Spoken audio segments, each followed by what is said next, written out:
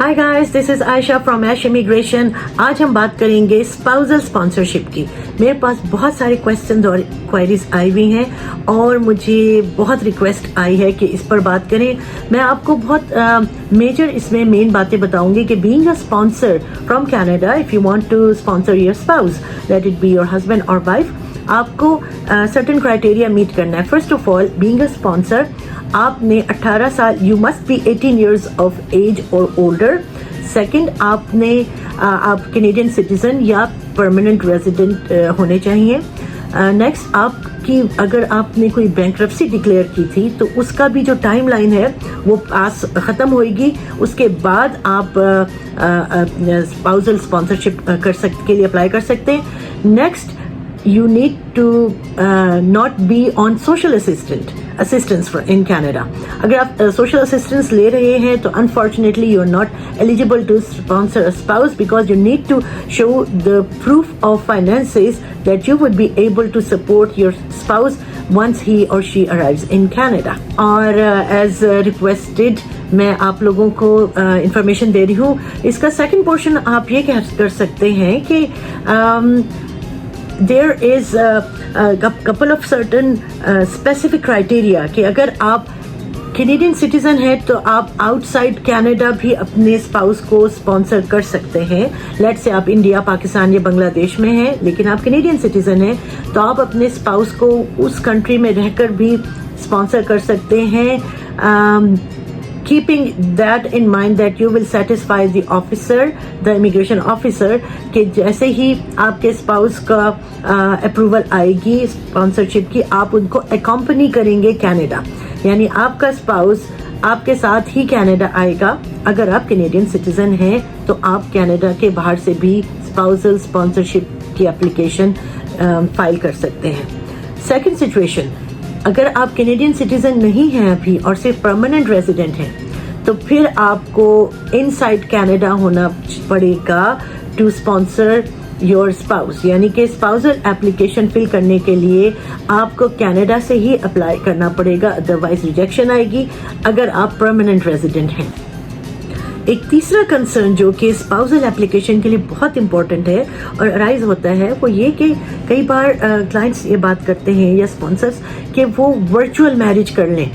तो just to let you all know that virtual marriages are not accepted in Canada if you want to apply for spousal sponsorship. इसका ये मतलब हुआ कि आपको in person marriage जो है वो करनी है बैक होम जाकर। अगर आपने अपने स्पाउस को स्पॉन्सर करना, आपकी इन पर्सन मैरिज होनी चाहिए। Virtual marriages are not accepted. There was a time जब फोन मैरिज, प्रॉक्सी मैरिजेस जो थी वो वैलिड थी, लेकिन अब नहीं है। और दूसरा ये कि जो मैं सजेस्ट करती हूँ अपने क्लाइंट्स को, टेक लॉट्स ऑफ फोटोज, बहुत सारी फोटोज लें, स्टार्टिंग फ्रॉम एंगेजमेंट, मेहंदी, मायों, शादी, reception, even for the honeymoon trip that you are going to or planning to, keep the receipts of everything.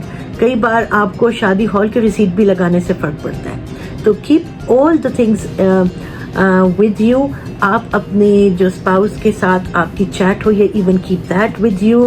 और साथ ही में आप अगर बैंक अकाउंट इकट्ठा कंबाइंड जॉइंट खोला है और कोई you're sending every something monthly to the spouse, सब चीज़ें हम अटैच करके फाइल में लगाते हैं तो then it becomes a valid spousal application file, जिसके रिजेक्शन चांसेस बहुत थोड़े रहते हैं। एक और बहुत इंपॉर्टेंट चीज़ स्पाउसल एप्लीकेशन के लिए, your spouse who is outside Canada need to be admissible to Canada.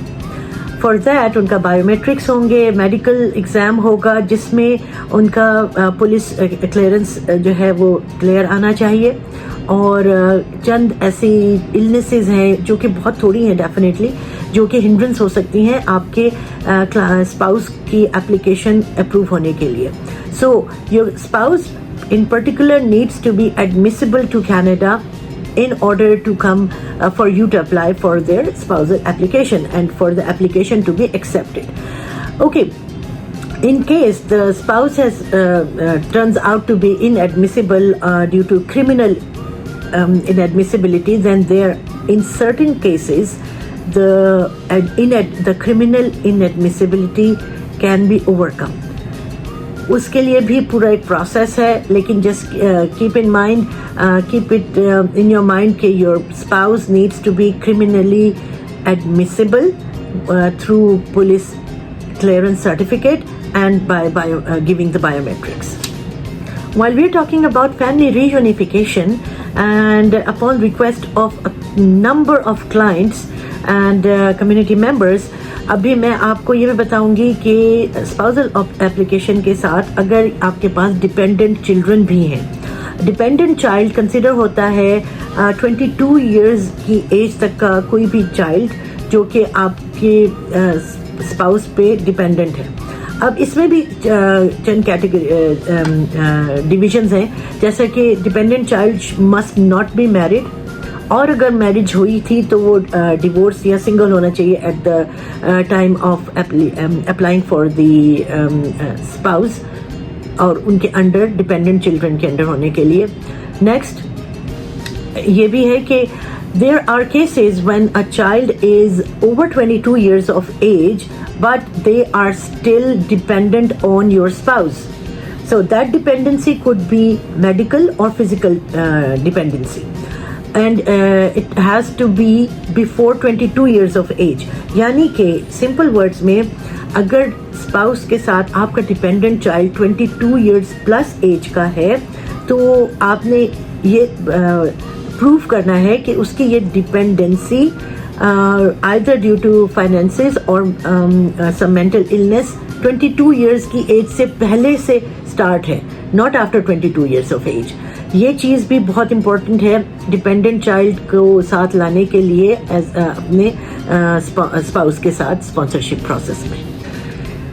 सबसे इम्पोर्टेंट चीज़ जो मैं आपको स्पाउसल एप्लीकेशन प्रोसेस के बारे में बताना भूल गई वो ये कि transparency and honesty with yourself, and if you are hiring an immigration consultant, आपको उस immigration consultant के साथ भी honest और transparent होना चाहिए, होना भी पड़ेगा, क्योंकि there are cases what we have seen is कि through lies and false documents Canada में आपने स्पाउस को बुला तो लिया है लेकिन फिर चीज़ें बहुत कॉम्प्लिकेटेड हो जाती हैं और sometimes lead to deportation and so on. So be transparent with IRCC, with your RCIC, which is the consultant, and most particularly with yourself.